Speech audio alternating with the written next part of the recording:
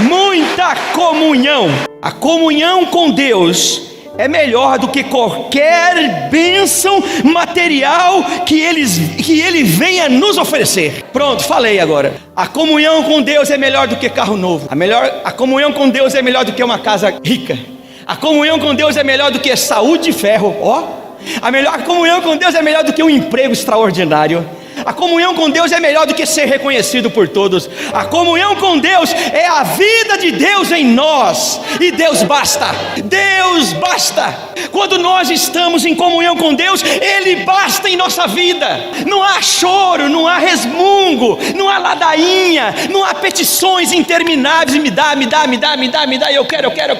Não. Quando nós temos comunhão com Deus, nós estamos absolutamente nutridos pela presença do Senhor. Temos observado que quando o crente não está bem com seu Deus, ele também permanece longe dele, procura vê-lo de longe.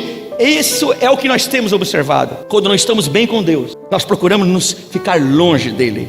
A comunhão com Deus nos faz identificar a sua pessoa, mesmo que seja entre a fumaça, relâmpagos e sonido de buzina. Ou seja, podemos até estar rodeado por muitas igrejas e denominações, mas ninguém conseguirá ofuscar a minha visão de Deus. Quando Ele e eu apenas somos um, eu não ofusco a visão de Deus na minha vida. Pode existir pregadores, pode existir 1000 igrejas. Quando nós estamos em comunhão com Deus, nós conseguimos saber onde Deus está.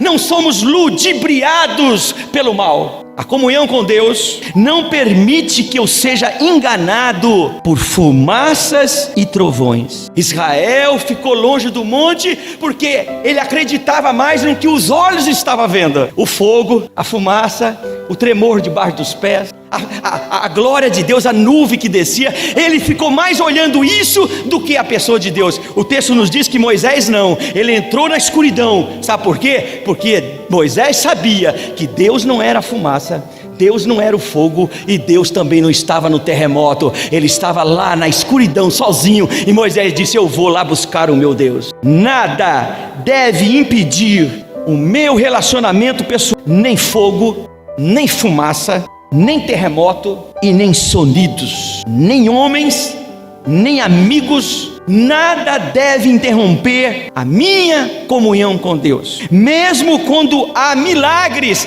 diante de mim, eu tenho condições de saber se é Deus que está operando aquele milagre ou não. A comunhão com Deus tira dos nossos olhos toda a viseira que nos impede de enxergar a sua silhueta lá na escuridão. O que aprendemos sobre o distanciamento de Deus ou a nossa aproximação dele? Observe bem, o que nós aprendemos com isso? Que de longe vemos o Deus dos nossos pais, o Deus cultural, o Deus história dos ancestrais.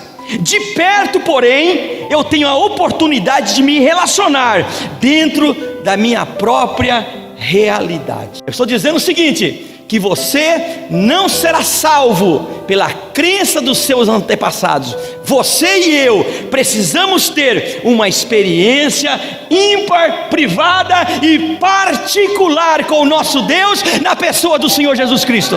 Se você se batizou porque alguém mandou, se você se batizou porque seu pai exigiu, você ainda não acredita no Deus da montanha. De longe você acredita nas histórias que foram passadas para você sobre a existência de Deus. E é por isso que Israel fica longe de Deus.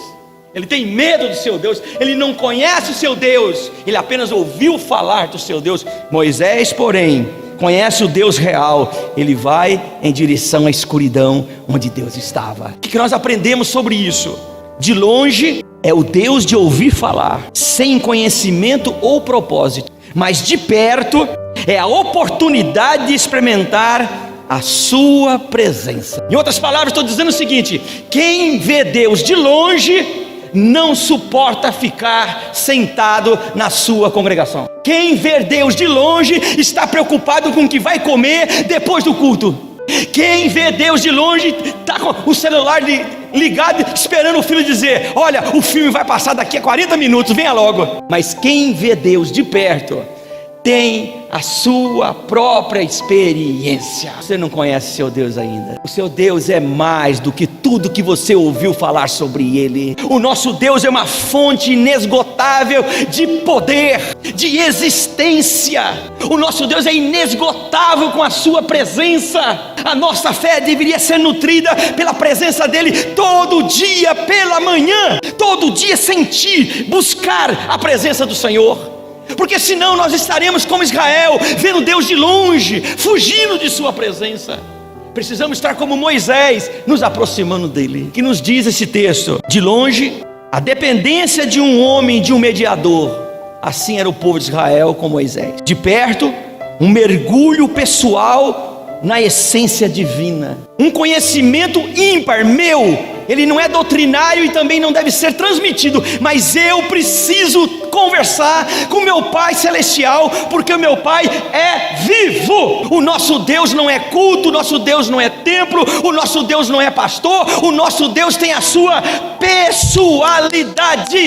Ele é divino, mas Ele é uma pessoa. Ele tem o desejo de vir conversar conosco. Ele também sente o gosto da boa comunhão conosco. E pode ter certeza, quando você se aproximar dele para conversar com ele, ele já está te esperando. Há muito tempo você se aproximar dele. A comunhão com Deus nos faz ter um relacionamento entre pai e filho com Deus, um relacionamento íntimo com o nosso Pai Celestial. Esse texto está nos ensinando que de longe apenas um monte pegando fogo, mas de perto é um Deus pessoal que quer se revelar a nós. Ou seja, é necessário aceitar a pessoalidade de Deus para crescer na fé. Se envolver com o Pai Celestial é crescer na fé. Agora, observe o que o texto nos diz de absurdo. Voltemos para o nosso Deus, o nosso texto. Olha o que está escrito lá sobre Moisés. Moisés, porém,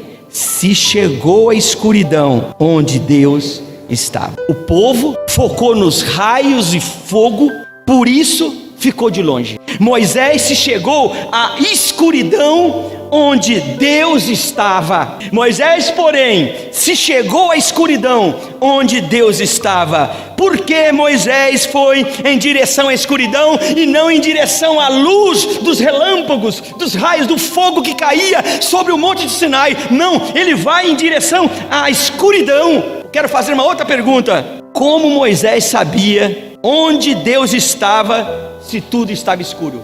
Quem tem comunhão com Deus se desloca na dimensão da fé. Quem tem fé vê Deus, mesmo que ele esteja na escuridão. Quem tem fé vê Deus, mesmo quando ele está em uma escuridão. Quem sabe nessa noite o seu certificado está somente diante de ti, reprovado. Quem sabe diante de ti está lá o laudo médico, deu positivo. Os seus olhos estão só para as coisas visíveis e palpáveis. Eu posso te dizer nessa noite, por isso que você está longe, por isso que choras desesperadamente, porque os seus olhos estão colocados sobre coisas palpáveis e visíveis. Eu te convido nessa noite a confiar no Deus da montanha e ir em direção à escuridão, mesmo quando todos estão longe. Eu te convido a ir em direção à escuridão, onde Deus está, mesmo quando os médicos dizem não há mais jeito. Eu te convido você caminhar em direção à escuridão, onde Deus está, mesmo quando todo mundo disser você está falido. Mesmo que todos estão com medo e sem esperança, permite tua alma caminhar em direção ao nosso Deus. Abrace a fé genuína que crê nas coisas que não se vê e espera as coisas que ainda não chegaram. Mantenha a comunhão com Deus e você terá o privilégio não de fugir da presença do Senhor, mas de se aproximar dele, mesmo que ele esteja numa escuridão. Eu termino dizendo o que Jó nos disse. Junto comigo repita: eu te conhecia só de ouvir falar, mas agora os meus olhos te veem. Feche teus olhos. Vá em direção a Deus. Não fuja da presença do Senhor. Vá em direção a Deus. Vá em direção a Deus. Ele é o médico dos médicos. Vá em direção a Deus. Ele é o teu provedor. Vá em direção a Deus. Ele é o teu protetor. Vá em direção a Deus. Ele é o amigo mais fiel que o irmão. Vá em direção a Deus. Ele é o teu Pai celestial. Vá em direção a Deus. Vá em direção a Deus. Leva-nos mais para perto de ti, Senhor.